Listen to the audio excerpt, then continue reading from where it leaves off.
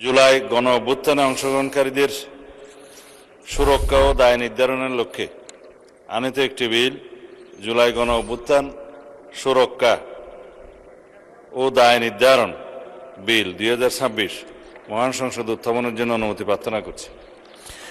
মাননীয় সদস্যবৃন্দ উত্থাপনের আপত্তি জানিয়েছেন হাসনাত আব্দুল্লাহ, কুমিল্লা 4। আপনি আপত্তি ব্যাখ্যা করতে পারেন। ধন্যবাদ মাননীয় স্পিকার। মাননীয় স্পিকার, আজকে যেই বিলটি উত্থাপন হয়েছে জুলাই গণ অভ্যুত্থানে অংশগ্রহণকারীদের সুরক্ষা ও দায় নির্ধারণের লক্ষ্যে যে বিলটা আনা হয়েছে, সেই বিলে যদি আমরা দেখি এখানে কমিশন বলতে জাতীয় মানবাধিকার কমিশনকে বোঝানো হয়েছে এবং এখানে 2 ঘতে সংজ্ঞার মধ্যে আমরা যদি দেখি বিশৃঙ্খল পরিস্থিতির অপরাধমূলক অপব্যবহার, এটার ব্যাখ্যাটা দেওয়া হয়েছে রাজনৈতিক প্রতিরোধের পরিবর্তে সংকীর্ণ ও ব্যক্তিগত স্বার্থে সংগঠিত যে হত্যাকাণ্ডগুলো হয়েছে এটাকে একভাবে দেখা হবে। আর আরেকটা হচ্ছে গণতান্ত্রিক ব্যবস্থা পুনরুদ্ধারের উদ্দেশ্য যেই কার্যাবলীগুলো সংগঠিত হয়েছে সেটাকে একভাবে দেখা হবে।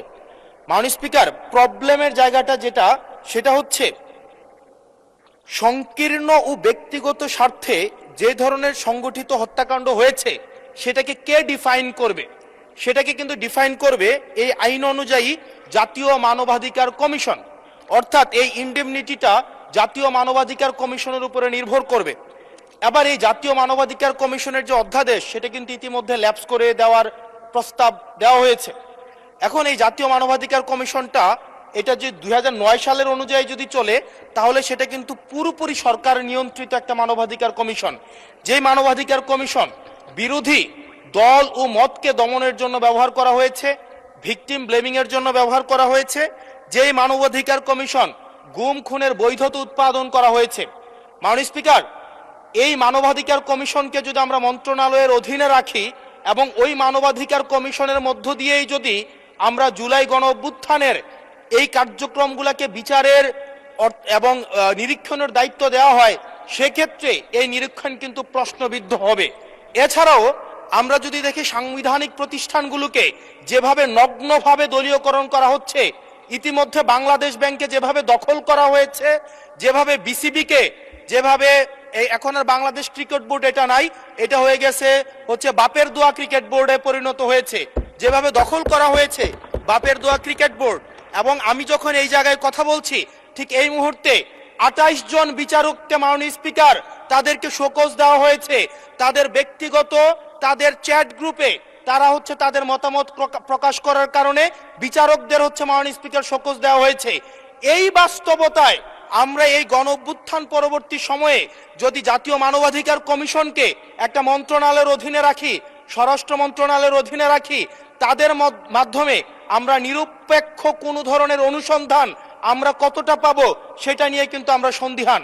সেই জায়গা থেকে এই বিলটিকে যদি আমরা বাস্তবায়ন করতে চাই, এটাকে যদি আমরা ফাংশনাল করতে চাই, শুধুমাত্র অর্নামেন্টাল না, যদি আমরা ফাংশনাল করতে চাই তাহলে জাতীয় মানবাধিকার কমিশনকে অবশ্যই সেটাকে অটোনমাস করতে হবে।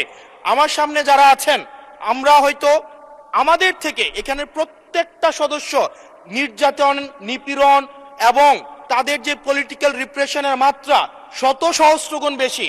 আমরা তাদের কাছে প্রত্যাশা করেছিলাম এই জাতীয় মানবাধিকার কমিশনকে তারা একটা স্বতন্ত্র বডিতে নিয়ে যাবে, অথচ আমরা দেখলাম যারা সবচেয়ে বেশি নির্যাতিত হয়েছে, নিপীড়িত হয়েছে, তারাই এটাকে একটা মন্ত্রণালয়ের অধীনে রাখতে চাচ্ছে। এই অজুহাতে যে জাতীয় মানবাধিকার কমিশন যদি অটোনমাস হয়ে যায় তাহলে সেটাকে হচ্ছে এটার জবাবদিহিতা কিভাবে নিশ্চিত হবে।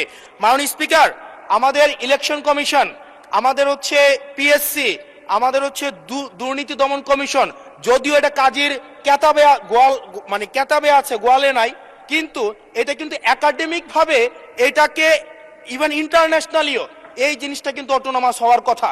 সেজন্য মাননীয় স্পিকার, যেভাবে বর্তমানে প্রতিষ্ঠানগুলো নগ্নভাবে দলীয়করণ করা হচ্ছে, সেজন্য জাতীয় মানবাধিকার কমিশন যে দলীয়করণ করা হবে না, আবার বাপের দোয়া একটা মানবাধিকার কমিশন বা বিরোধী দল দমন কমিশন করা হবে না, এটার প্রতি কিন্তু আমাদের আস্থা নাই। সেই জায়গাটা থেকে আমরা আপনার মাধ্যমে আমরা এই আমাদের মাননীয় স্বরাষ্ট্রমন্ত্রী সহ আমাদের এইচপিএম এর কাছে অনুরোধ থাকবে এই বিলটা পাশ করার আগে যেন জাতীয় মানবাধিকার কমিশনের আমরা এটা যেন ইভেন উনার দলেরও একজন মাননীয় সংসদ এই বিষয়ে বক্তব্য দিয়েছেন এবং উনি পয়েন্ট বাই পয়েন্ট এই বিষয়গুলোকে ব্যাখ্যা করেছেন। যদি জাতীয় মানবাধিকার কমিশন দলীয়করণ করা হয়, দিন শেষে গুম খুন থেকে শুরু করে আমাদের এই জুলাই ইনডেমনিটি, এইটা দিন শেষে হচ্ছে যে পেপারেই থেকে যাবে, এটা দিন শেষে কোনো বাস্তবায়ন হবে না। সেই জন্য মাননীয় স্পিকার, এই বিলটা পাশ হওয়ার আগে আমাদের জাতীয় মানবাধিকার কমিশনের এই বিলটা হচ্ছে সুরাহা হওয়া, নিষ্পত্তি হওয়া জরুরি।